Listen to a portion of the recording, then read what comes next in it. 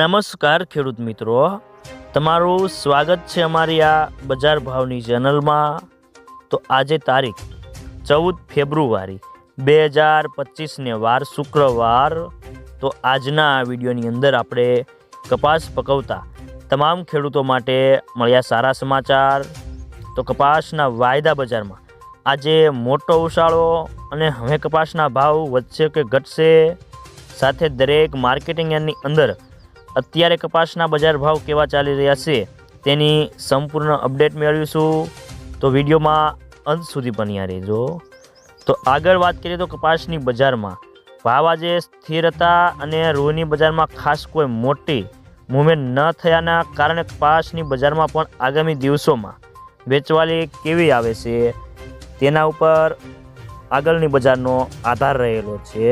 અને ખાસ કરીને રૂની બજારમાં ભાવ ધીમી ગતિએ સુધરી રહ્યા છે અને સારી ક્વોલિટીના રૂના ભાવ ગુજરાતમાં 54,500થી 54,600 સુધીના બોલાય છે તેમ બ્રોકરે જણાવ્યું હતું। અને ઓલ ઓવર રૂના ભાવમાં 53,500થી 54,000ના હાથ વચ્ચે છે અને કપાસિયા સીડ અને ખોળની બજારમાં પણ ભાવ આજે સ્થિર હતા।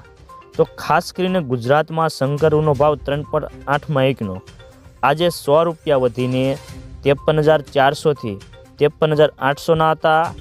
કલ્યાણ રૂના ભાવ 50 રૂપિયા વધીને ખાંડીએ 40,200થી 40,500 રૂપિયાના હતા। તો મિત્રો ચાલો જાણી લઈએ કે ગુજરાતના તમામ માર્કેટની અંદર કપાસના બજાર ભાવ કેવા ચાલી રહ્યા છે તે જે 20 કિલોગ્રામ દીઠ આપેલ છે।